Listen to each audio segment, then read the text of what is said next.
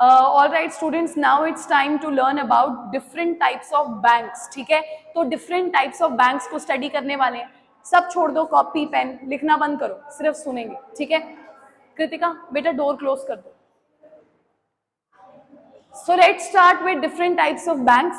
सबसे पहले मैंने यहाँ लिखा हुआ है कमर्शियल बैंक। कमर्शियल बैंक कौन से होते हैं बेटा? ज्यादा टेंशन लेने की जरूरत नहीं है। जो हमारे घर के आसपास आम बैंक्स हम देखते हैं वही कमर्शियल बैंक्स होते हैं।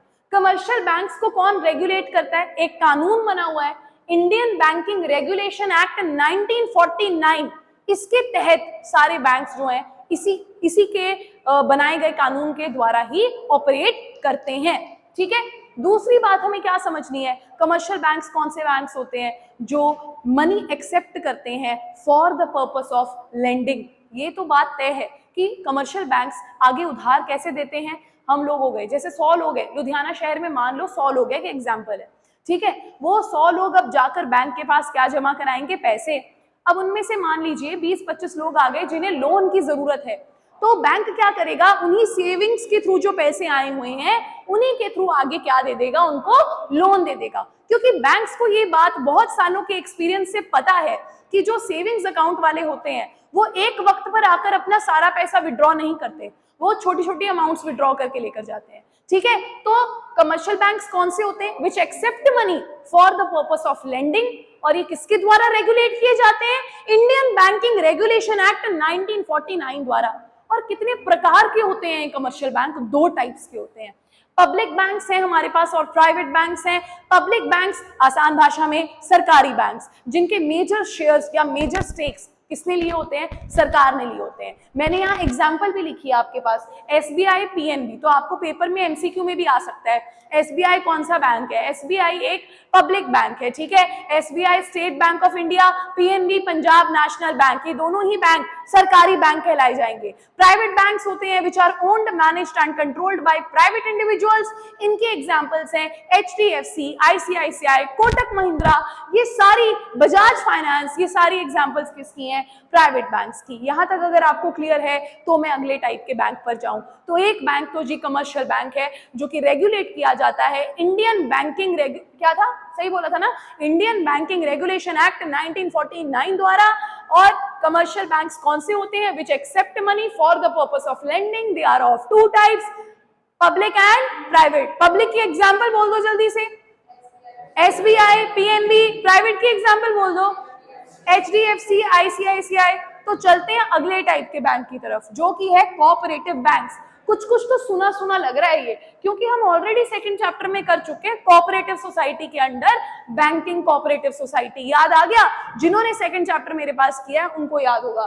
तो ये स्टेट्स कोऑपरेटिव सोसाइटीज एक्ट द्वारा गवर्न किए जाते हैं। स्टेट कोऑपरेटिव सोसाइटीज एक्ट इसको गवर्न करती है।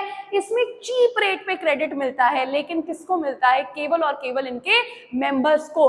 तो ये कोऑपरेटिव सोसाइटी बनाई जो कि एक वॉलंटरी एसोसिएशन होती है, उनमें मेंबर्स आकर जुड़े और इन्हीं मेंबर्स को ये लोग सस्ते दामों पे जो है लोन्स प्रोवाइड करते हैं। क्यों प्रोवाइड करते हैं? बिकॉज ये, मैंने थर्ड पॉइंट पढ़ो पहले क्या लिखा हुआ है, ये एक इंपॉर्टेंट सोर्स है रूरल क्रेडिट का। गांव में, रूरल एरियाज में लोन लेने के लिए कोऑपरेटिव बैंक्स बहुत ज्यादा सही माने जाते हैं। क्योंकि पहले पहले गांव में क्या हुआ, जो ये मनी लेंडर्स थे, साहूकार थे जो, है ना, इन्होंने क्या किया? बहुत एक्सप्लॉइट किया गांव वालों को, क्योंकि उन्हें इतनी पढ़ाई लिखाई आती नहीं थी, तो इतना तो लोन नहीं होता था जितना ये लोग इंटरेस्ट ही वापस ले लेते थे। तो उन्हीं एक्सप्लॉइटेशन से, उसी एक्सप्लॉइटेशन से बचाने के लिए कोऑपरेटिव जो है बैंक्स बने और यहाँ से उन्होंने लोन लेना शुरू किया। ठीक है, उसके बाद मैंने यहाँ लिखा है स्पेशलाइज्ड बैंक।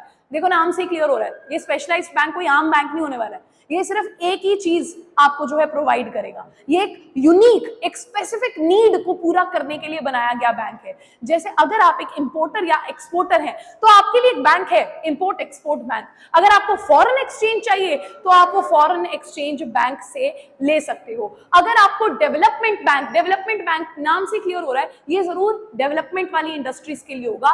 तो आपको क्लियर हो गया है कि जो हमारे स्पेशलाइज्ड बैंक्स हैं वो सिर्फ एक स्पेसिफिक नीड को जो है केटर करते हैं, एक स्पेसिफिक नीड के लिए मदद करते हैं। इंपोर्ट एक्सपोर्ट बैंक हो गया जो केवल और केवल इंपोर्ट एक्सपोर्ट इंडस्ट्री वालों के लिए है। डेवलपमेंट बैंक है और आपके पास फॉरेन एक्सचेंज बैंक भी यहाँ पर है।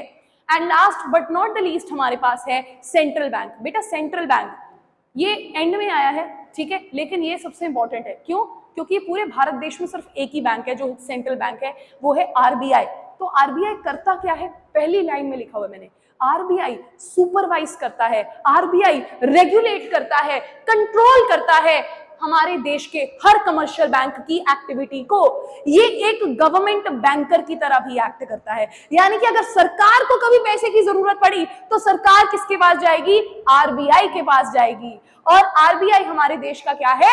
सेंट्रल बैंक है। तो मैंने आपको क्लियर किया टोटल कुल मिलाकर कितने तरीके के बैंक्स होते हैं बेटा? 4। सबसे पहला कमर्शियल बैंक। कमर्शियल बैंक आगे 2 टाइप्स में डिवाइडेड है, public bank, private bank. Second कौन सा किया हमने?